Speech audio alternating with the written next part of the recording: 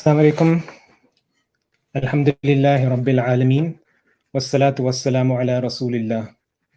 On behalf of the entire Kerala Muslim community in the Bay Area, we welcome you all to today's session on Zakah with Imam Tahir.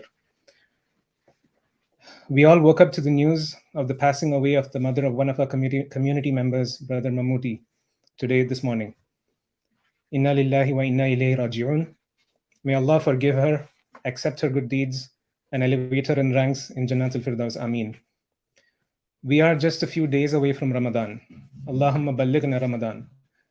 When we make this dua, we should remember that there is no guarantee that Allah will grant us the blessing of Ramadan. Yet, we make this dua so that in case we don't make it, Allah will at least reward us for the intention of it, inshallah. Today's session, we will start with a short Quran recitation by Ahmad Anwar, who will cover the verses 270 to 274 of Surah Al-Baqarah.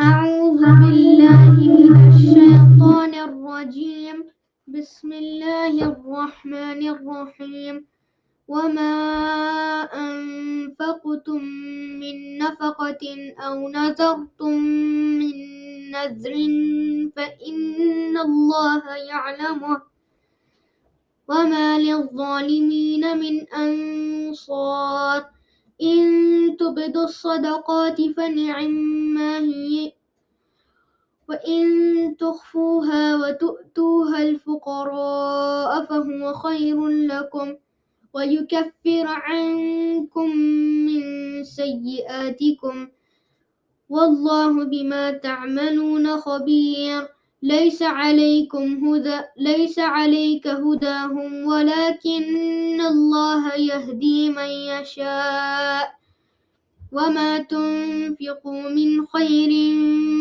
فلأنفسكم وما تنفقون إلا ابتغاء وجه الله وما تنفقوا من خير يوفى إليكم وأنتم لا تظلمون للفقراء الذين أحسنوا في سبيل الله لا يستطيعون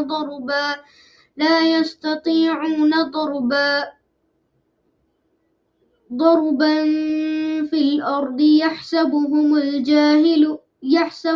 الجاهل أغنياء من التعفف تعرفهم بسيماهم لا يسألون الناس إلحافا وما تنفقوا من خير فإن الله به عليم الذين ينفقون أموالهم بالليل والنهار سرا وعلانية فلهم أجرهم عند ربهم ولا خوف عليهم ولا هم يحزنون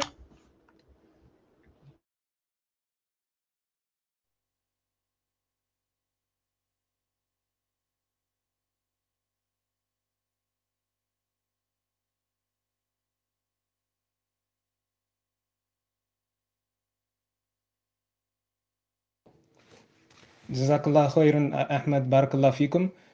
Today's session is going to be led by Imam Tahir Anwar, who is the American Muslim scholar and preacher. Imam Tahir Anwar was born in London and has lived in the San Francisco Bay Area since 1983. After completing his religious studies, Imam Tahir has served the Bay Area Muslim community since 2000. He also teaches Islamic law at the renowned Zaytuna College, America's first Muslim liberal arts college located in Berkeley, California. In addition, he is the founding board member of Averroes High School, the Bay Area's first Muslim high school. He is currently the chairman of the board of Nisab, North American Islamic Shelter for the Abused, an organization that works towards alleviating issues related to domestic violence. He has a passion for community service. He served on the Human Rights Commission for the city of San Jose for over 5 years and on the Human Relations Commission for the county of Santa Clara for 1 year. He also leads a group for the Hajj each year. Imam Tahir, on behalf of KMCA, we welcome you to the session. جزاكم الله خير. السلام عليكم ورحمة الله وبركاته. الحمد لله رب العالمين والصلاة والسلام على سيدنا محمد وعلى آله وصحبه ومن تبعهم بإحسان إلى يوم الدين. I begin in the name of Allah, most gracious, most merciful. I bear witness that there is none worthy of worship except the one Allah, and that His beloved Nabi and Prophet Muhammad sallallahu alaihi wasallam is His last and final messenger. We seek the blessings of Allah subhanahu wa ta'ala, and we seek His guidance. As mentioned just a few moments ago, that our beloved brother's mother passed away. We ask Allah to grant her maghfirah, have mercy on her, grant sabr and patience to the family, and also ask Allah subhanahu wa ta'ala, Allahumma balighna Ramadan. May Allah subhanahu wa ta'ala allow us to reach the month of Ramadan, and we also ask Allah subhanahu wa ta'ala to facilitate it for us with ease, blessings, and afiyah. Ameen ya Rabbal Alameen. With that said, we're going to go right into this, inshallah. In the next few moments, we'll just cover some specific elements around zakah, inshallah. There's a brief slideshow that I wish to go through.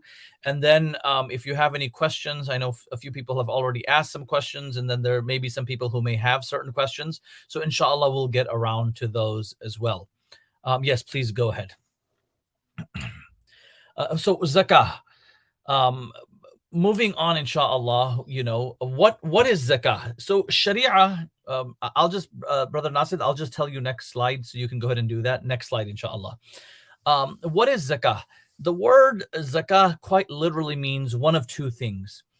In sharia, it either means tahara and purity, that to purify something. When Allah subhanahu wa ta'ala says in the Quran, a'udhu billahi minash shaitanir rajim, خذ من أموالهم صدقة تطهرهم وتزكيهم بها, بمعنى التطهير, to purify.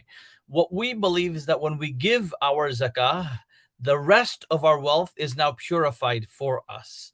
Up until we don't discharge the obligatory zakah, a portion of someone's wealth is now part of our wealth, as a result of which our wealth is not pure. It's not completely ours. The moment we discharge that obligatory element, then it becomes ours. Another meaning is bima'na ziyada, to increase. It's this terminology in Arabic. You say zakah zara, the plants have grown.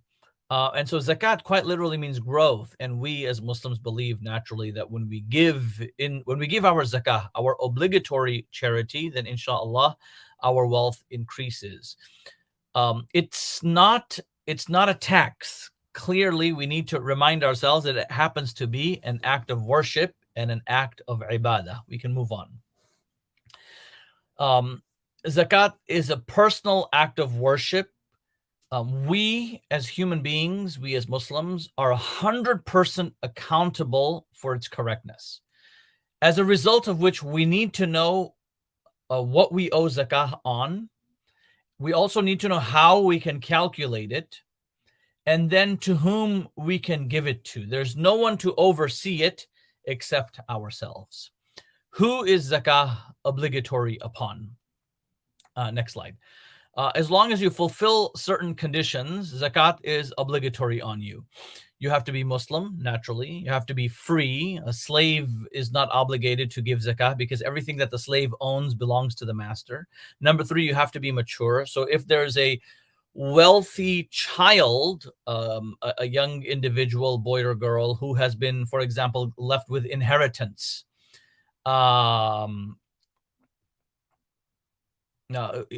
inheritance, if that happens to be the case, then they're not required to pay zakah. They're required to pay zakah when they are once they become an adult. Sanity is a requirement. If someone is an adult but insane and they have wealth or inheritance left behind, then they are not required to pay zakah.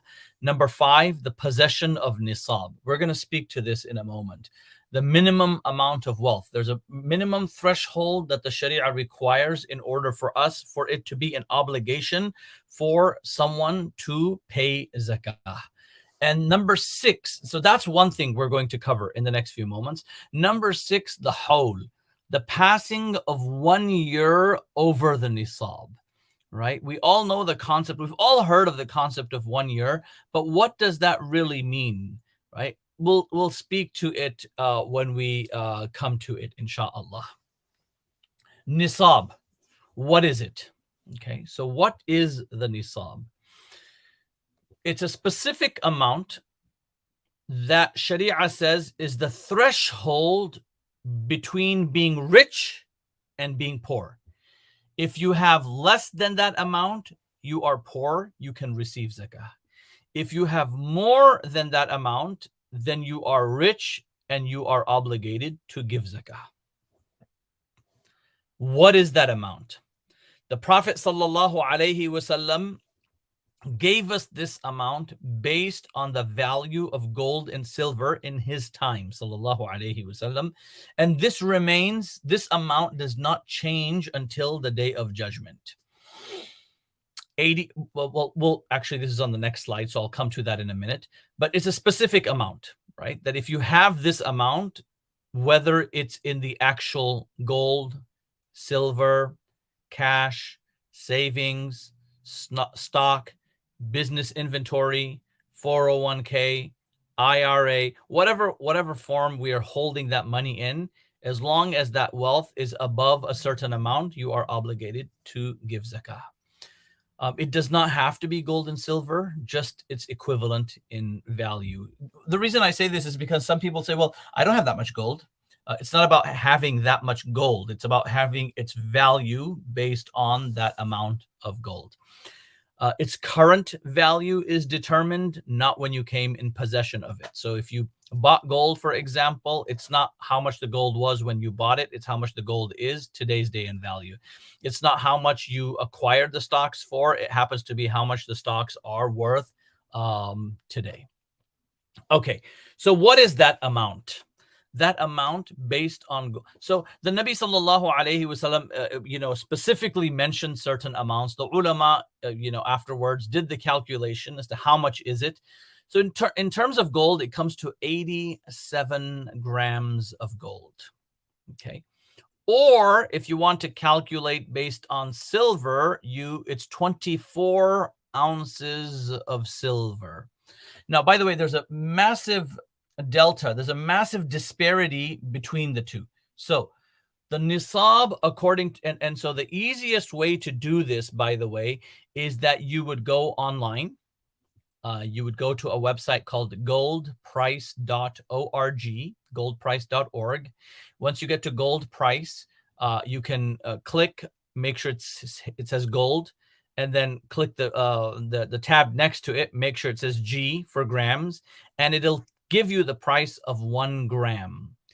That amount times 87 will give you the nisab. These days it's around $5,200 plus or minus, right?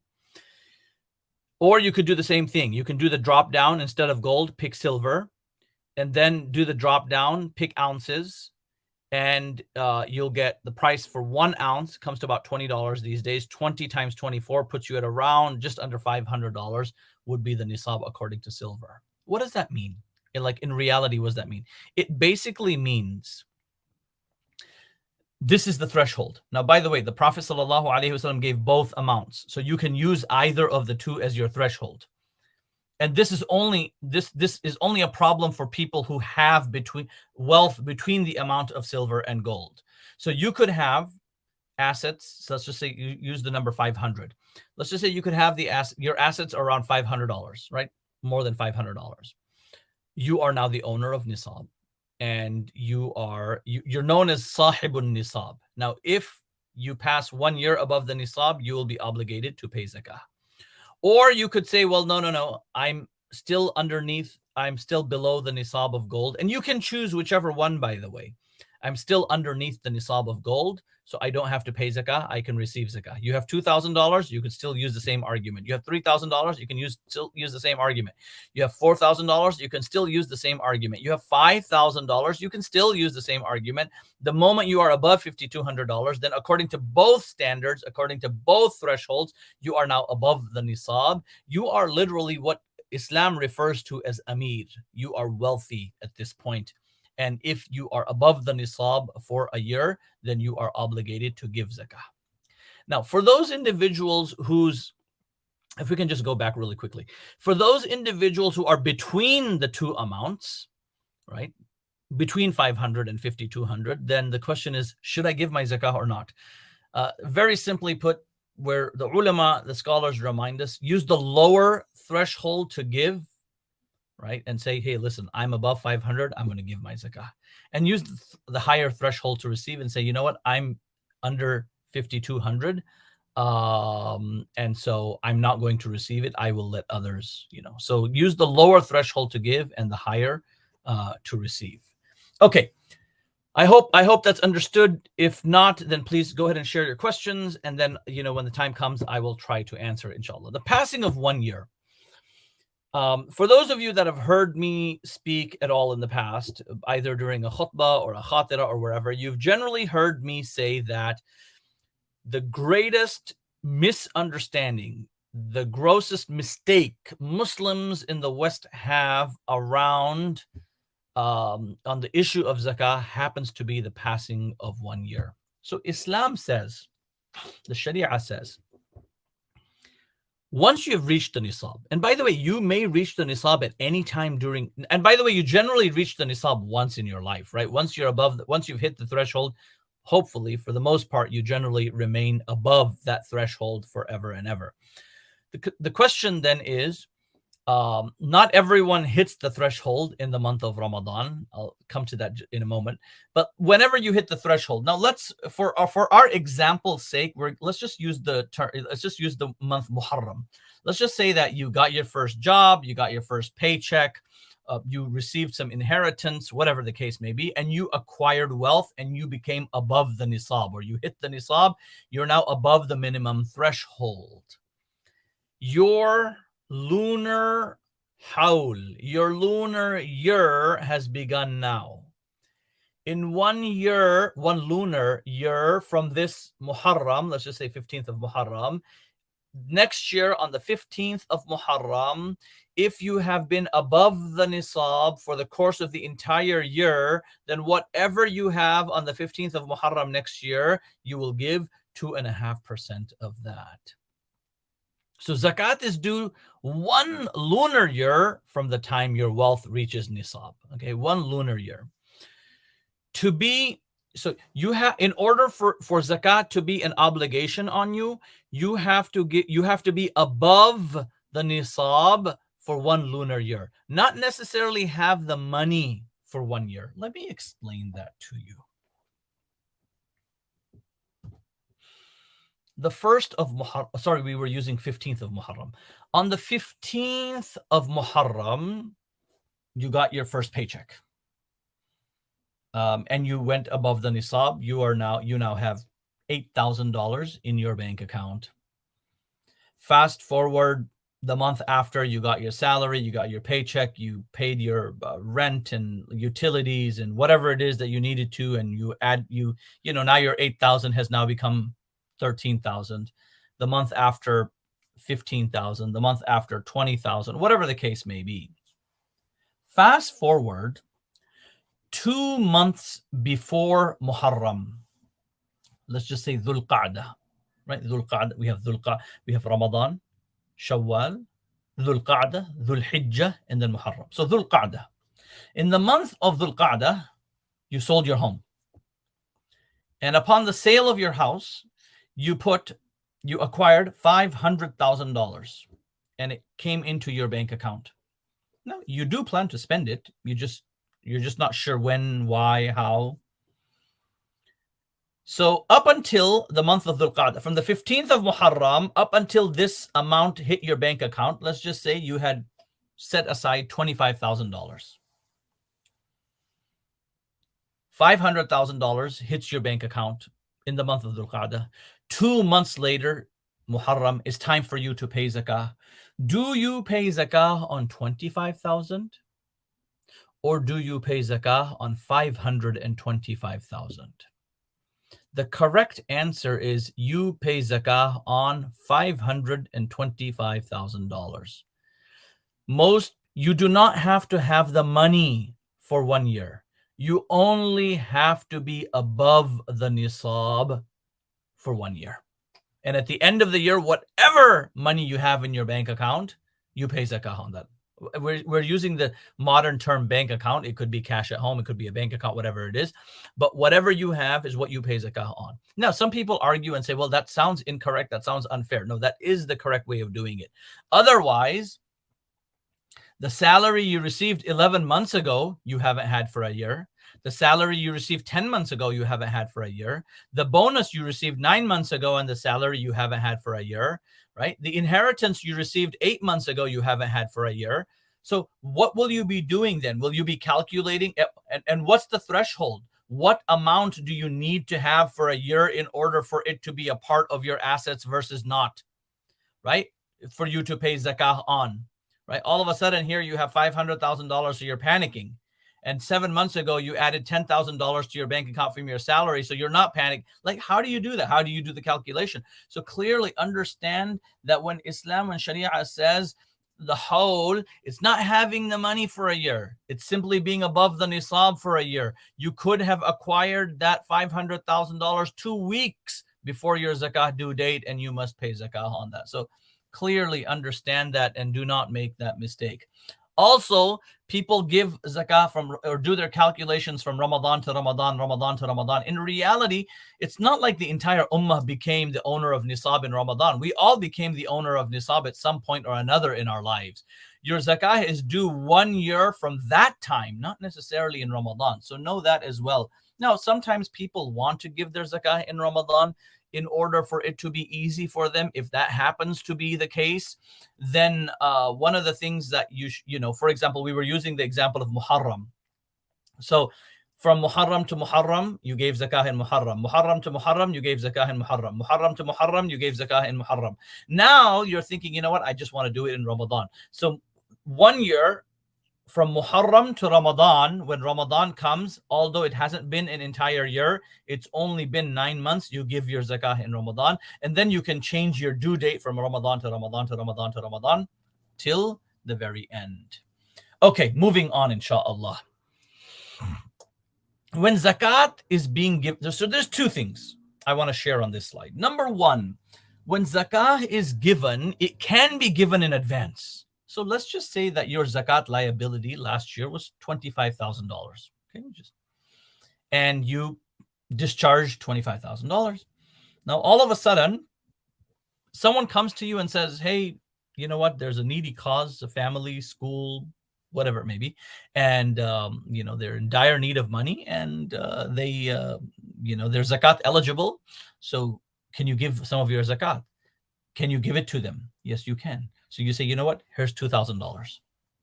When you give it in advance, you have to make the intention that it is zakah.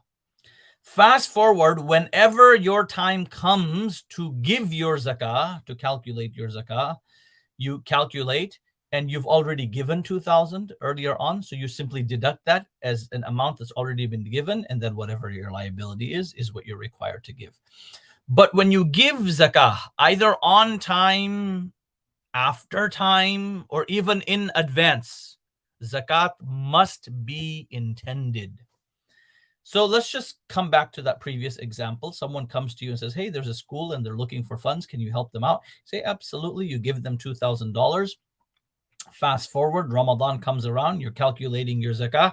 You're like, you get your zakat liability this year happens to be $25,000. You're like, oh my God, that's a lot of money. You know that $2,000 that I gave 2 months ago, 3 months ago, 4 months ago, 2 days ago, whenever you gave it, I'm going to count that towards zakah. That will not suffice.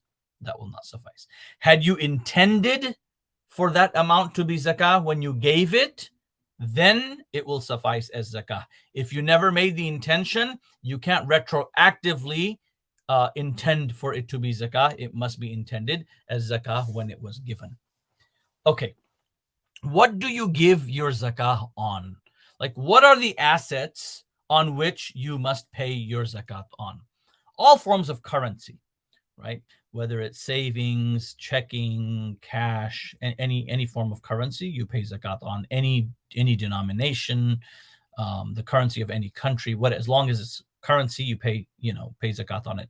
Gold and silver. Now, by the way, gold and silver is also currency. Many of us think of gold and silver as jewelry. Islam doesn't see gold and silver as jewelry. Islam sees gold and silver as money. There's a difference of opinion around jewelry. In the Hanafi school, you give your zakat on jewelry whether you wear it or not. In the Shafi'i school, though, if you wear it during the year, even if it's once a year, you do not owe zakah on it. In the Hanafi school, even if you wear it every single day, you must pay zakat on it. All forms of stocks, all forms of investments, retirement accounts, any loans that you have given to others are also zakatable. So you have a brother, a sister, a friend who said, hey, you know what, can you give me a loan of $10,000? You gave them a loan of $10,000. You owe zakat on it. Now, interestingly enough, if you gave someone a loan, that's money you cannot invest and do anything with, and you're also paying zakat on it, and you're not able to, benefit from it. So then someone may ask and argue and say, why should I give a loan to begin with? You give a loan to earn rewards from Allah subhanahu wa ta'ala. If you give a loan to the right person with the correct intention, inshallah, Allah will give you barakah from elsewhere. Allah will give you barakah from elsewhere to not only cover your zakah, but also benefit you more than what you would have had you invested that money somewhere. But any loans that we give are also zakatable. Business inventory, if you have a business, any inventory that you have is also zakatable. If you own livestock, we're not going to speak to this, but if anyone has livestock is zakatable. Treasure troves are also zakatable. Now, keep in mind, as I said earlier, zakat happens to be an act of ibadah and worship. Right? The more we give, the better for us. Right? The more we give, the better for us. Zakat is zakat is paid on savings, not on your income. Right? Zakat is paid. Islam, you could make $1 million and you spend it all on yourself. You don't give a penny to a soul. You are stingy as anything. You don't give a penny to a soul. You spend it all on yourself. You bought a nice house. You bought a fancy car. You went on vacations. You spent all your money. And you only have $20,000 left. Your zakat due is on 20,000. Okay. You have nothing left. You're below the nisab. Then you don't owe any zakat. So keep that in mind. Zakat is due on savings, not on your income. Also, another thing to remember is that whether you decide to calculate your zakat or not, okay, that 2.5% belongs to someone else. You may say, you know what, I'm not going to calculate, whatever. You haven't calculated. You chose to calculate and not to give, or you chose not to calculate, not to give, whatever the case may be. That money no longer belongs to you. And because it doesn't belong to you, you are now using someone else's stolen money. Right? There can never, ever be barakah in your wealth. Your wealth just cannot be purified. That's why it's imperative that we do calculations. It is imperative that after we have completed our calculations, we give that which is due. And after we have given, we give a little extra to make up for any shortcomings and any mistakes. Before moving on, I just want to share one thing really quickly. Everyone should have an Excel sheet, for example, right? And it's a running Excel sheet, same one every year, just line items of all your assets, just so that you don't forget when you calculate, right? Say bank account 1, bank account 2, bank account 3, stock account 1, stock account 2, stock account 3, 401k. In the past, I remember once I forgot to count the cash in my pocket. It was petty cash. It was a few $100s, but even that needs to be added to my total assets. So I actually have you should have a line item, cash in pocket, cash in wallet, or whatever you want to call it. Right? Jewelry, right? Any jewelry that you may have, assuming you follow the opinion, the Hanafi position on jewelry that you may have, right? So all those assets need to be written down. And then you will put the day you're calculating your zakah, you will put the value of that. Once you have the value, you have a total number. Once you have a total number, 2.5% of that needs to be given in zakat, right? In zakat. Who do you give your zakah to? Allah subhanahu wa ta'ala mentions 8 recipients in the Quran. إِنَّمَا الصَّدَقَاتُ لِلْفُقَرَاءِ وَالْمَسَاكِينِ وَالْعَامِلِينَ عَلَيْهَا وَالْمُؤَلَّفَةِ قُلُوبُهُمْ وَفِي الرِّقَابِ وَالْغَارِمِينَ وَفِي سَبِيلِ اللَّهِ وَابْنِ السَّبِيلِ فَرِيضَةً مِّنَ اللَّهِ. A faqir, إِنَّمَا الصَّدَقَاتُ لِلْفُقَرَاءِ. A faqir is someone who is below the nisab. Now people ask and say, Sheikh, there's someone poor that I know, but I don't know if they're zakat eligible. What should I do? Well, the only way around it is to ask them. It's very simple. You have to ask. Respectfully. You may not be able to ask, get someone else to ask them. Innama sadaqatu. Also, this is going to come up later, but I'm just thinking of it right now, so I'm going to share it really quickly. There's adab of giving to the poor, right? Don't give it to them in their hand. Don't give them cash. Put it in an envelope. Put it by their side, right? When you give zakah to a poor person, they do not need to know it's zakah. You can give it to them as a gift. You must ensure, it's a requirement for you to ensure that they are zakat eligible. But they do not need to know. After that, they don't need to know it's zakah. So you could put an envelope in a gift bag with a box of cookies and say, this is a gift for you, right? This is for your children's school fees. The fuqara that we're allowed to give to, right, are the preference is to give to our relatives. The preference is to give to our relatives. I'm thinking of this now, so I just want to share it. I know it's coming up later on, but the preference is to give it to our relatives. You get double the reward for giving it to poor relatives. The first reward is that of discharging your zakat. The second is silatul rahim, having good relations with your relatives. You get the sawab, you get the reward, you get the ajr of that. Which relatives can you give to? You can give to your brothers, you can give to your sisters, you can give to your uncles, you can give to your aunts, you can give to your nieces, you can give to your nephews. You cannot give zakat to your parents. You cannot give zakat to your children for as long as they are faqir. What is faqir? Below the nisab.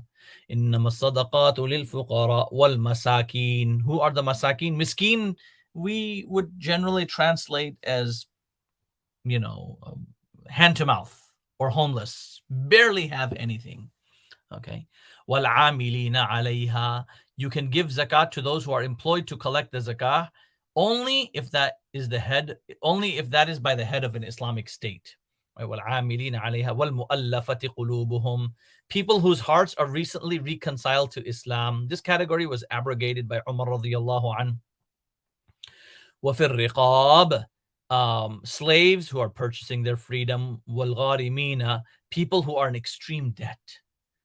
Brothers and sisters, on this note of debt, if you may have relatives and you may be aware that they are in severe debt, you can give them your zakah. In fact, you should give them your zakah. If you have relatives who you have given loans to, and it's becoming difficult for them to pay back their loan, or you want to make it easy for them, and let's just say you gave them $10,000, and you want to, your zakat liability this year is 5,000. Forgive 5,000 and say, but you have to tell them.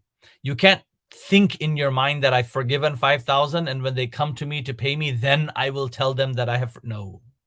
You must let them know. You must send them a message. You must call them and say, listen, you owe me 10,000. I have forgiven 5,000. Or you may owe 10,000. They owe you 10,000. Your zakat liability is 10,000 or more. You can call them and say, listen, I have forgiven. Don't wait for them. If you're going to, if you have intended in your heart to forgive them, but you're waiting for them to come to you, to give you the money, whatever small amount, and then you're going to, it doesn't work that way. If you're going to forgive them, you have to proactively call them. And by the way, when we give our zakat to someone, we're not doing them a favor. They are doing us a favor by allowing us to discharge our zakat. The Nabi sallallahu alayhi wasallam says there will come a time when the zakat giver will go from street to street to find someone to give zakat to, but everyone will be wealthy and there will be no one there to accept their zakah. In other words, when you give your zakat to someone, a brother, a sister, an uncle, an aunt, a niece, a nephew, a friend, a relative, a Muslim cause, you're not doing them a favor. They're doing you a favor. Just yesterday, I received an interesting text message where someone asked, and basically, someone wanted to give someone else zakah based on a promise that they made. And, someone else commented, just from a different, you have to understand this from a different perspective, and said, that's really not being a friend. Like, if you're not being a friend by giving them your zakah, you have to give your zakah to someone to begin with. A true friend would have been someone who would have gone above and beyond the zakah. The point I'm trying to make is that when we give our zakah to anyone, we're not doing them a favor. They're doing us a favor. We should be grateful to them, which is why the ulama mentioned that those whom you give your zakah to, you should not expect anything back in return from them. If you expect anything back in return from them, they are the higher and better person and makes you the lower person, because you simply gave them what you had to, but they went above and beyond and did things for you. That actually becomes an act of charity on their behalf. But khair, moving on. So fuqara, masakin, عاملين عليها مؤلفة قلوبهم وفي الرقاب والغارمين, people in extreme debt. وفي سبيل الله, those in the path of Allah, وابن السبيل, and the traveler. Historically and traditionally, the path of Allah, when the Quran mentioned it, the traditional ulama understood this to be warriors. In the West today, every charitable act, every 501c3 claims to be fi sabilillah. And smaller nonprofits, a good portion of the money that is being collected is going directly into the pockets of individuals' salaries. So we need to be extremely mindful of this, right? They obtain a fatwa to collect zakah. As I said there, historically it was always about warriors.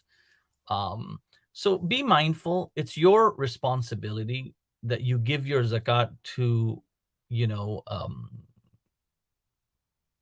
institutions or people who are generally deserving of it. In the United States specifically, our tax records are public record. So you can look up a nonprofit's tax records and see how much income they have and how much is going towards salaries. That's another big problem with some small nonprofits. Keep in mind that zakat is for the poor. The Hanafi school specifically actually says that ownership is a condition. You must make them the owner of it.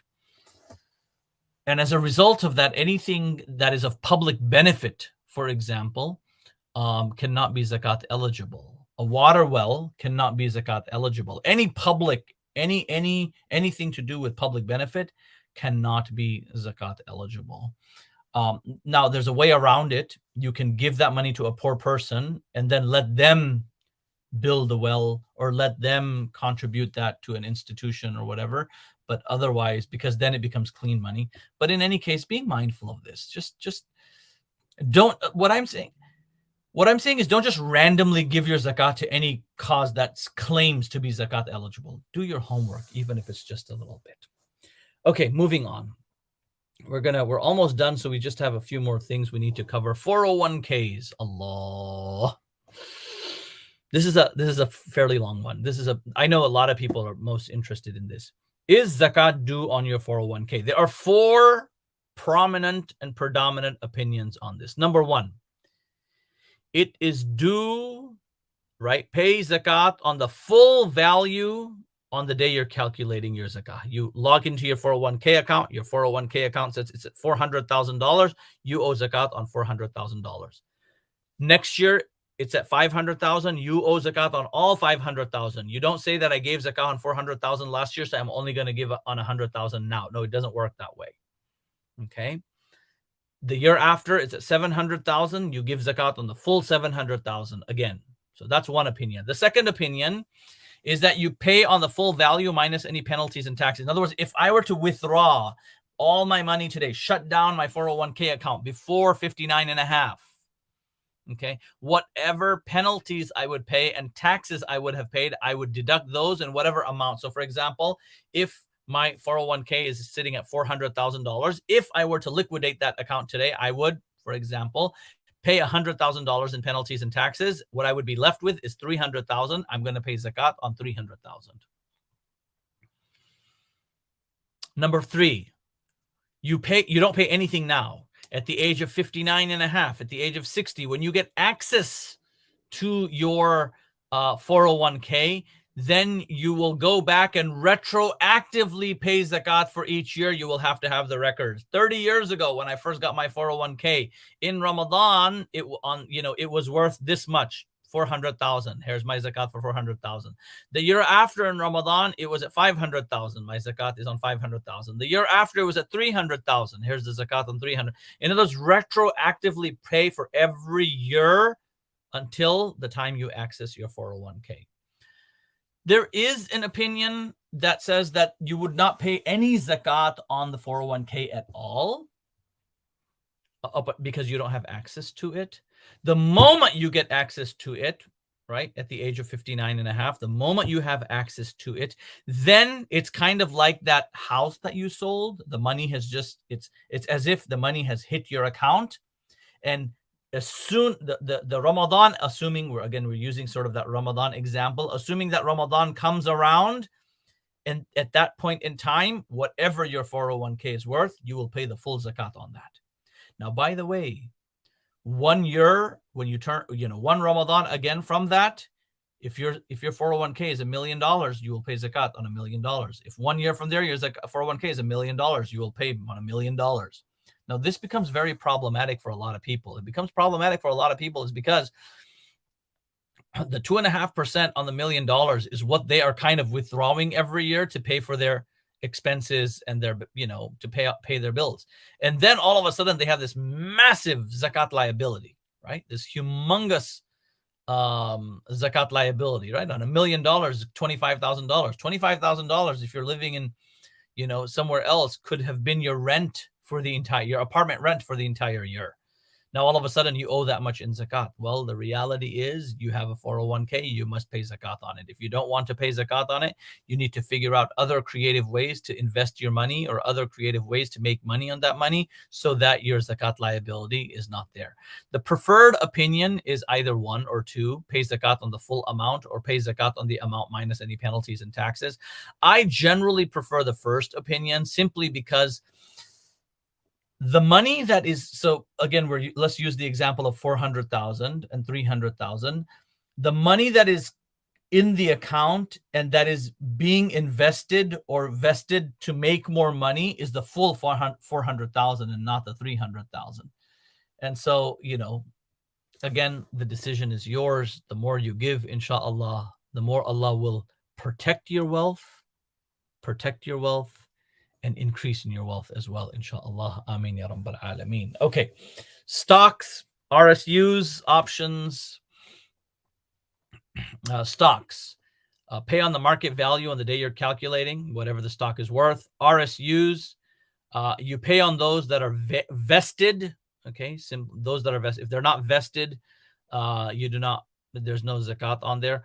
Options. Now, by the way, I need to clarify this. I'm not saying options are halal. I'm just saying that if anyone does stock options, that which is vested and on the profit, zakat is paid.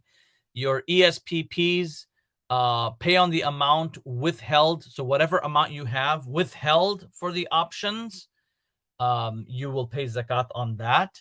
And then, of course, if you already purchased them, then you would see the first option. In other words, pay on the value of that which is what it's worth. Okay, what else do you pay on? You pay on all retirement accounts, IRAs, Roth IRAs, savings plans. I mentioned IRAs, Roth IRAs, HSAs, health savings accounts. You would pay zakat on all of that. These are all things you pay zakat on. Rental properties. There's no zakat on rental properties. If you have purchased real estate with the intention of selling it, it becomes a business commodity. If it's a business commodity, then you pay zakat on it minus any liabilities. But if you own real estate, you own townhouses, you own an apartment building, real estate is probably one of the most halal investments in Islam. Not as easy, maybe not as beneficial compared to other methods of investing, but probably one of the most cleanest. There's no zakat on rental properties. So that person who's sitting on $1 million of 401ks, a 401k who has a $25,000 zakat liability, that person needs to take $1 million, go to some state like Texas and buy 8-plex, 6-plex unit, and buy that cash and rent it out, and you're good to go. There's no zakat on your $1 million. Now, the rent that you collect, there's no zakat on the rent per se. The rent that you collect is like your income, right? It just falls into your account. If you are using any of that money for anything, let's just, I'm not saying mortgages are okay, but let's just use the word mortgage, or to fund your life, right? Your expenses, or to fund your desires, whatever. If you have it, you pay zakat on it. If you don't have it, there's no zakat on it. It's as simple as that. Okay. How do you deal with loans? We covered this a little while ago. We're just gonna go through this slide really quickly. If you've given a loan, you pay zakat on it. If you've given a loan and you intend to forgive it, you do not pay zakat on it, right? You won't pay zakat on it. If you realize that the person who you've given the loan to is not going to pay you back because they just don't have the means, or you've asked and asked and asked and they just haven't, then it's considered to be a loss. There's no zakat on it. If you have a loan that you will be paying, so there's two types. Now, let's talk about loans, right? If you have a loan that you need to make a payment on, and you're going to make that payment soon, within the next few weeks, then you can deduct that from your total zakat, your assets, your liability, right? Whatever it is, you deduct that. For any long-term loans on which someone is simply making the bare minimum monthly payments, you do not deduct that loan from your assets. The easy example would be one of three things: car payments, student loans, home mortgages. Again, I'm not saying those are permissible. I'm simply saying if you have a car payment and you're not paying off the car, you're simply making the minimum payment, and you're going to carry that loan for the next 48 to, whatever number of months, 60 months, 72 months, you won't deduct the value of the car, what you owe. Sorry, you won't deduct what you owe from your assets. Similar to house mortgages, similar home loans. Because what ends up happening is that many people, despite having these loans, many people still have savings, assets. So if you have those assets, you should go for Hajj, even if you're in debt, because that debt is not a debt that you're planning to pay off anytime soon. And the assets that you have, you're actually using that money to fund your lifestyle, your vacations. And so if you're doing all of that, then why not go for Hajj? Why not pay zakat on it? Also, I mentioned this earlier, forgive loans. If you have the ability, Allah has given you the capacity to forgive someone's loan, then please, go ahead and do so. When do you calculate? You calculate at the end of your lunar year. You can pay as you go. Basically, one of two things can happen. You can either start paying in advance. You know that you kind of have a general idea of how much you're worth. Let's just, again, we're going to use Ramadan as an example here. Let's just say that come Ramadan, your zakat, you're going to have to pay about $10,000 in zakat. And so a few months before Ramadan, you started, giving it out with the intention of zakat. Then you simply deduct what you've already given. That would be fine. What you can do is you can calculate it. Say, hey, listen, Ramadan came around, you calculate. Say, you know what? I have to give $10,000 in zakat this year. You don't have to give it immediately. You can set it aside. You can put it aside.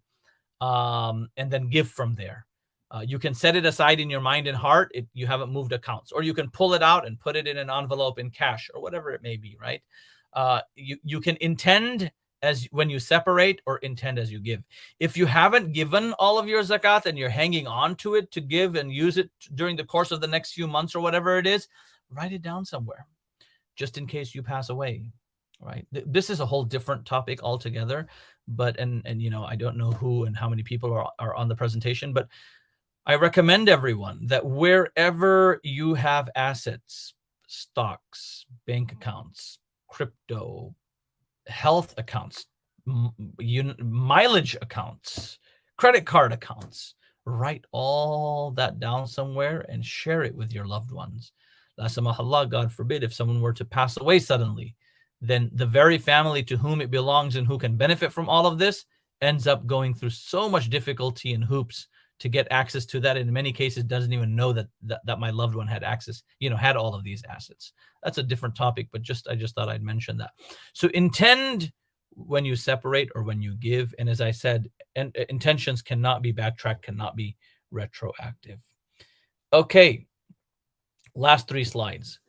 Whom should I give my zakat to? I covered this briefly. Your poor relatives and your local community. Local community has a haqq. In fact, there are some positions in traditional schools that say you should not give your zakat to, you should not send your zakat to a different city, let alone a different country, unless, of course, there happens to be a greater need there. Does the recipient need to know that it's zakat? I mentioned this earlier. No, they do not need to know it's zakat, but you need to ensure that they are zakat eligible. Can you pay zakah on behalf of someone else? Absolutely. Can I pay on my wife? My wife doesn't have an income. She has jewelry. Can I pay on her jewelry? Yes. I'm going to use my salary this month to pay zakat on all of our assets, including, my husband's assets, my assets, whatever, perfectly fine.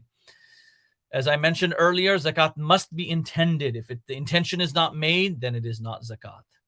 Giving money to benefit masses, humanity, is not zakat eligible. It is permissible to receive tax benefits, but also give in places where there are no tax benefits. Okay, I know there's nothing wrong. You give $1,000 donation, $500, you expect a tax receipt, no problem. But there's many causes, friends, relatives, family members out there who you will not get any benefit. That's perfectly fine. If you have set aside money to go for Hajj, if you've set money aside for your children's wedding, your wedding, you've set money aside for an education account, that is zakat eligible. And just very briefly, how do you dispose of interest? You give to the poor without the intention of reward. Okay, Imam Ghazali rahmatullahi alayhi says, give on time. By the way, this is a very lengthy topic. I just kind of took the first lines from each one. He said, give on time, give in secret, be humble when giving, don't hurt the recipient. How do you hurt the recipient? By reminding them, right? Remember, you gave zakat to someone that you know, and then they did something. You gave it to a brother, an older brother, younger sister, whoever, and then they did something that you don't like. You cannot say, oh, well, I pay for your. No, you haven't paid for anything. That was zakat. You had to discharge it. Remember, you didn't do them a favor. They did you a favor by accepting your zakat. And by the way, when you gave to your relatives, you got a double reward. So they did you a double favor. So the next time you think and say, you know what, I have a choice to who to give it to, and I'm not going to give it to them. Well, that's fine. You've just decreased your reward as a result of that. Give the best. Seek the worthy and deserving. Imam Ghazali says amongst the first categories that he mentions is students of sacred knowledge. Educational institutions should receive our zakat. Any educational institutions that happen to be in need. And then lastly, lastly, don't nickel and dime Allah. Give without hisab. Allah will return it without hisab, inshallah. That's the end of the few comments that I have, inshallah. We'll go ahead and get started with the questions. I know that, was it Brother Adil was going to read those questions? Okay, you're going to just type that. Okay, so I'm receiving the questions, which is actually much better. I prefer it this way, just for the record.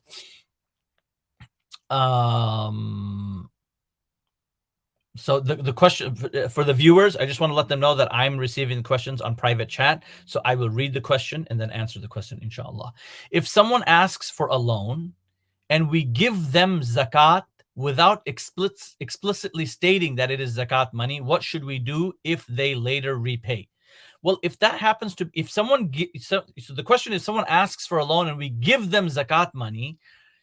If you don't intend to take it back, then don't give it to them. Just simply give it to them as a gift. Simple.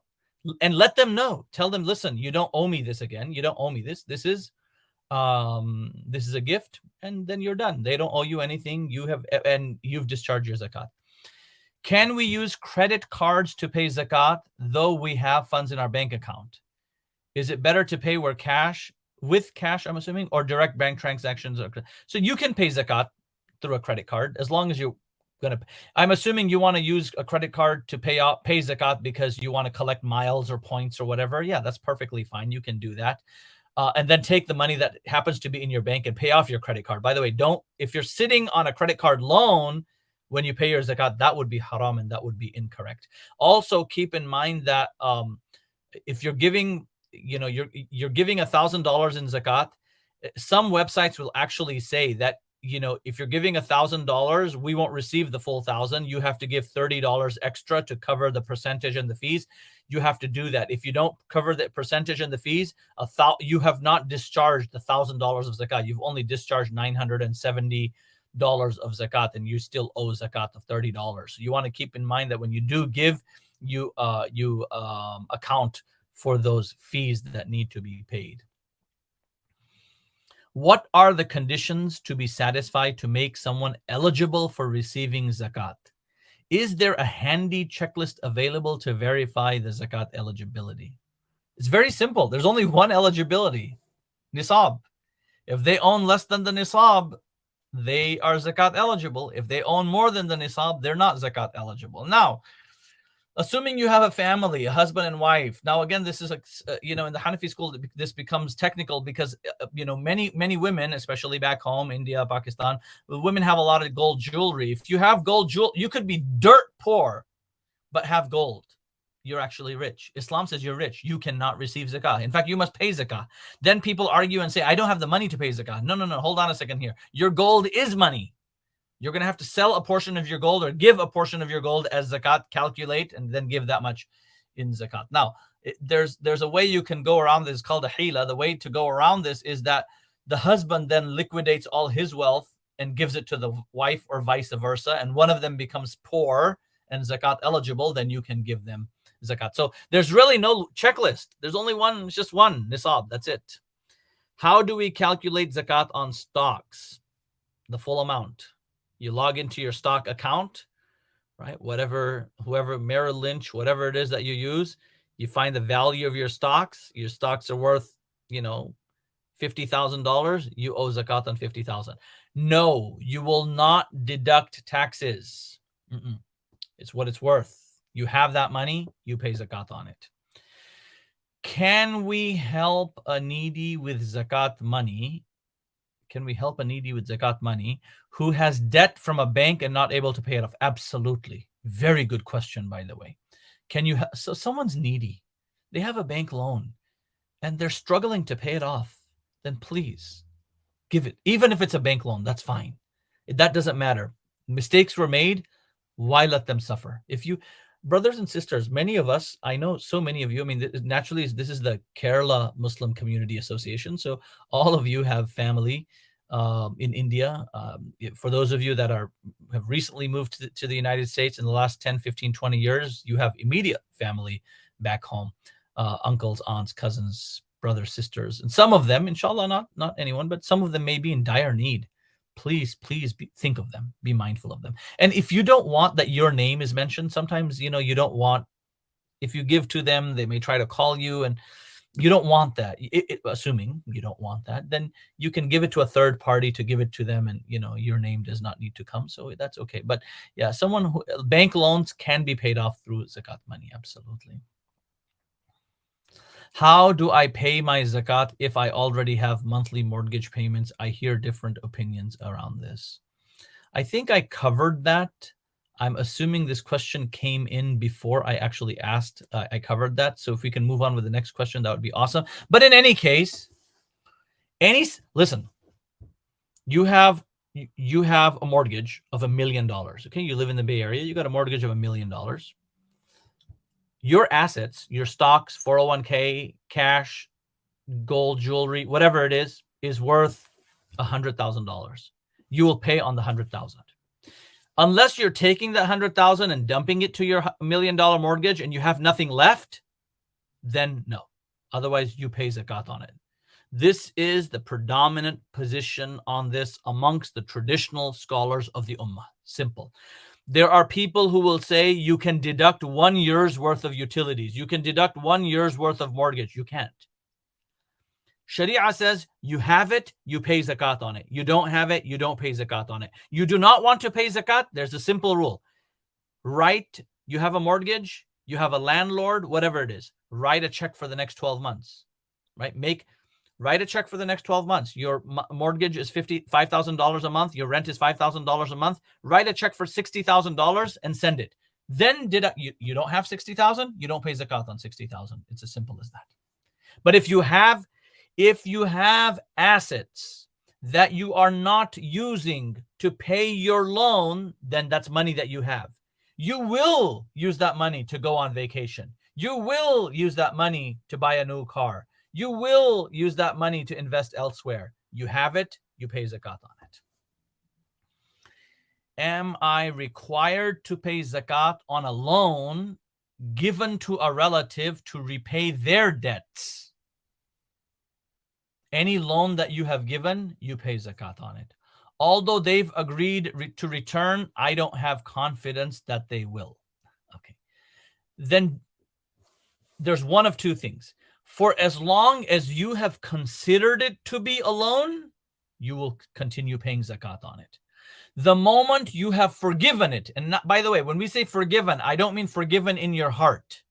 I mean calling them and telling them it's been forgiven, then you do not pay zakat on it.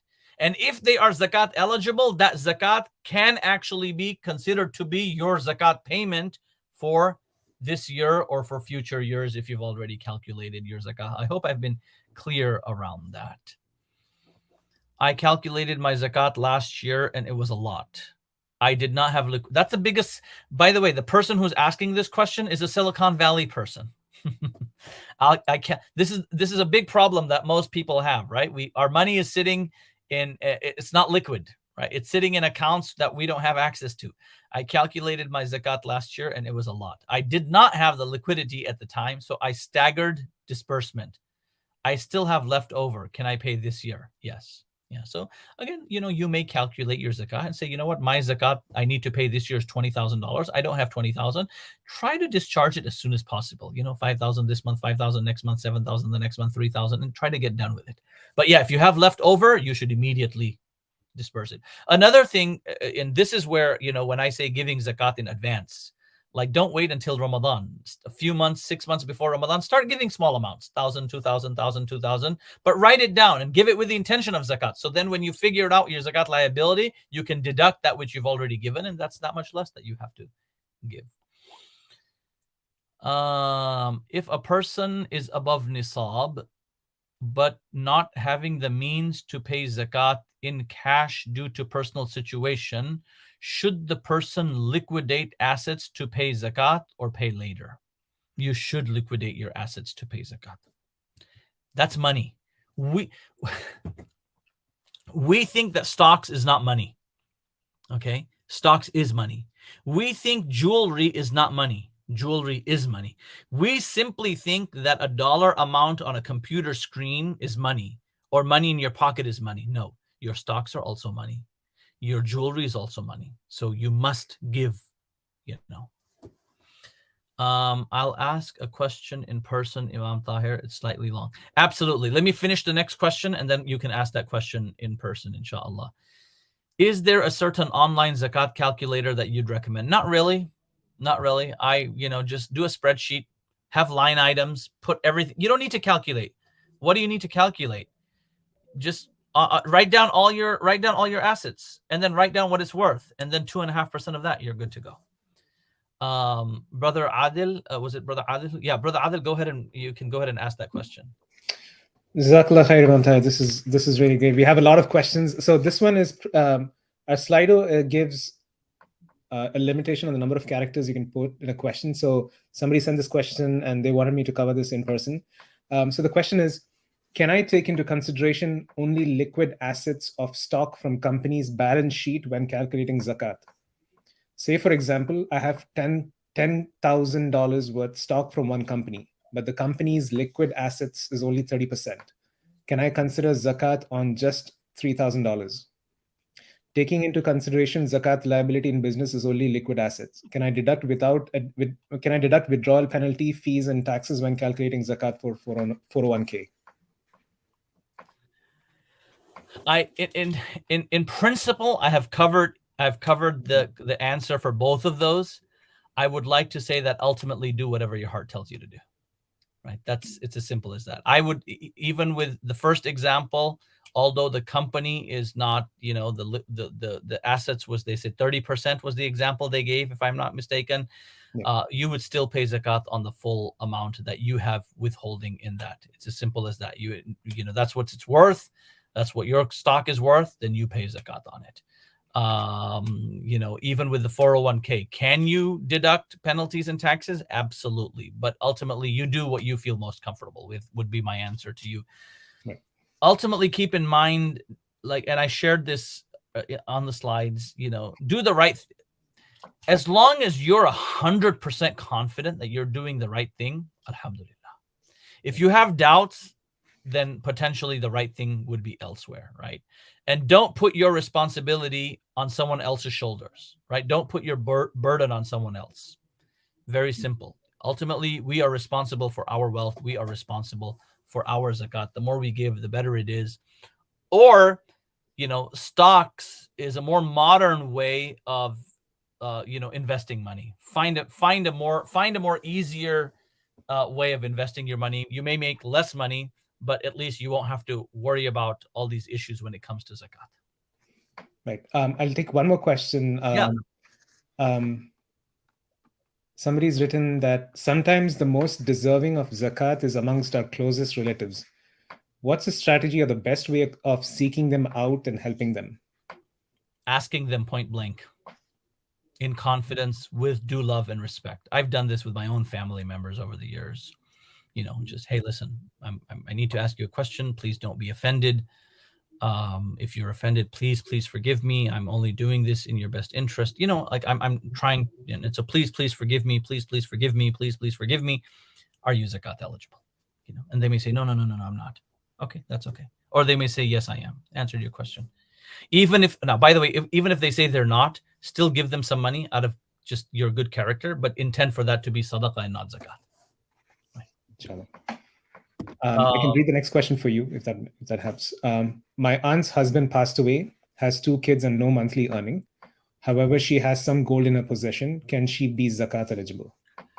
Yeah, the question then is, what is some gold? Is that some gold above the nisab or below the nisab? If it's above the nisab, then no. If it's below the nisab, then yes.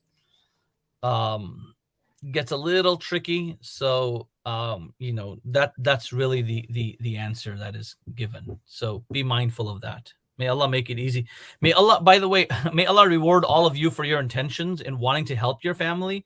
Also keep in mind that, we must also follow specifically the rules, inshallah.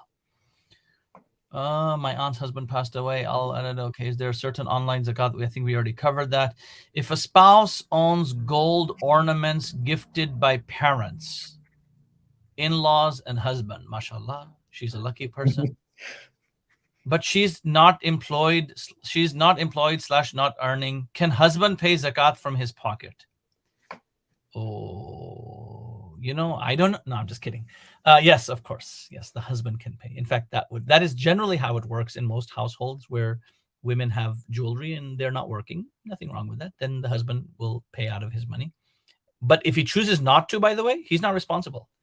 Then you can't say you don't have money. Okay. Okay. You can't say you can't, because you do have money. Your gold is money. So then you have to liquidate some of that gold and give it. And generally, I like to say that a lot of women, for a lot of people, it's very difficult. They don't want to give their gold or sell a portion of their gold because then their set will break. You know what I'm saying? The earring will go away. And so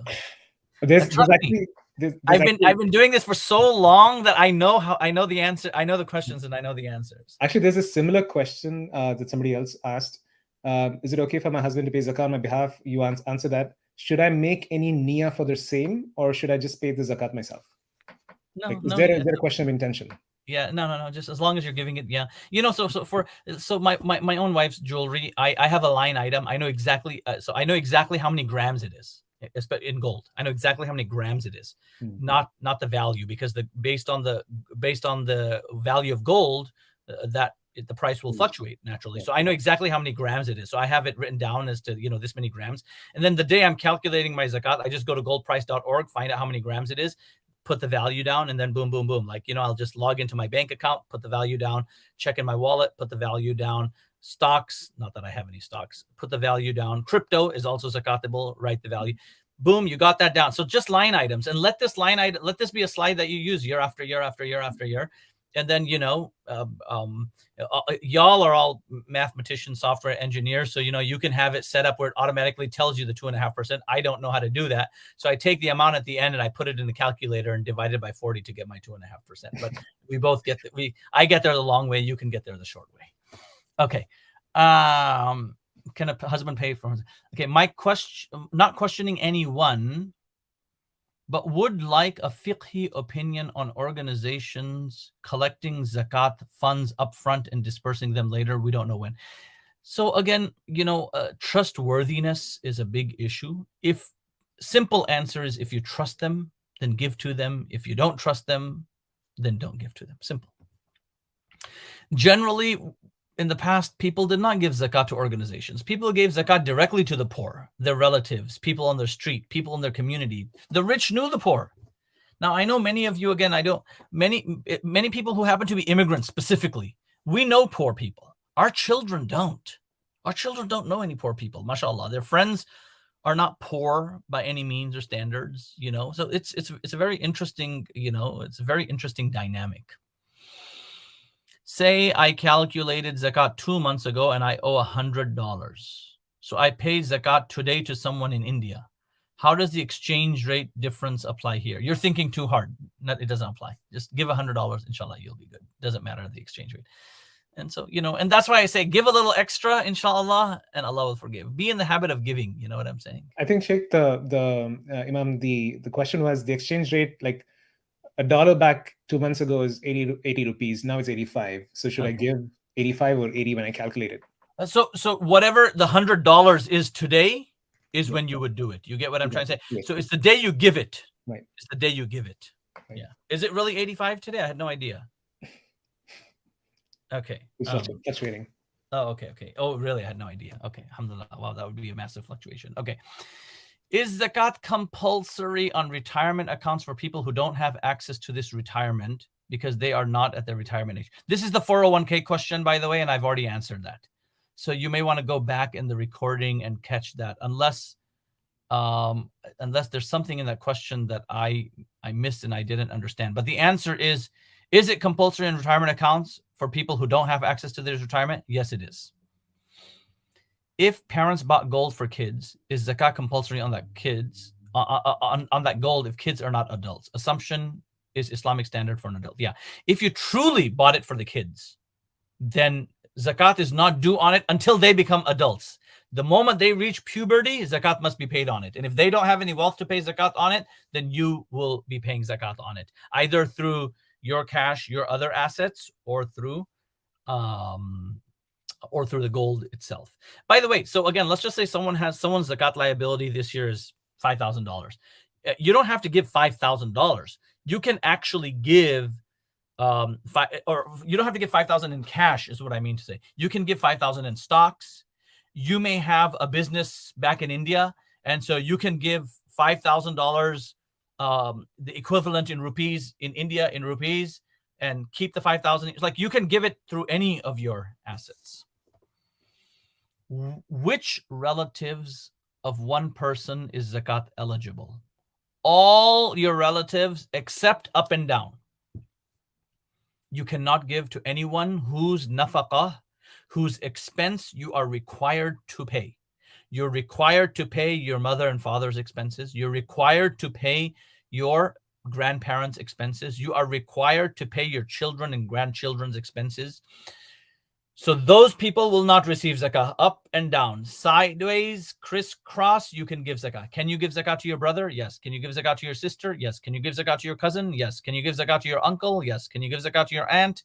Yes. Can you give zakat to your nephew? Yes. Can you give zakat to your niece? Yes. Do they have to know it's zakat? No. You can give it to your brother or sister and say, this is from, I'm paying your child's school fees for this year. Here's the money.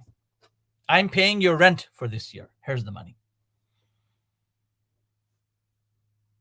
Okay. If a property is on a loan, what is the ruling on that? If the loan is a long-term loan on which you're simply making installment payments, then you will not deduct that from your assets. If it's, let's assume you bought a property for $250,000 and you're paying it off every month, you're paying like $5,000-$7,000. You're like at it. Which means you don't have any assets. You don't have any assets. You don't have any zakat. If you are not paying, let's just say you're paying $5,000 a month, but you also have assets on the other side. If you're not using your assets to pay that, then you must pay zakat on it. I hope and pray, inshallah, this is of benefit to all of you. It's an honor to be with all of you. MashaAllah, the South Indian, the Keralite, the Tamil Nadu Muslim community here, especially in the Bay Area, MashaAllah, are all amazing individuals. So it is an honor to be here with all of you. And for those of you that might have joined from other places, may Allah bless you and reward you, inshallah. Jazakumullah khair. Jazakallah khair, Imam Tahir, for a very deep and thoughtful session on Zakah. And thank you for patiently taking all the questions that the community is asking. We would love for you to make dua for the community and to the people who've passed away, and that we can follow that up with the word of thanks from Rafiq Bhai, inshallah.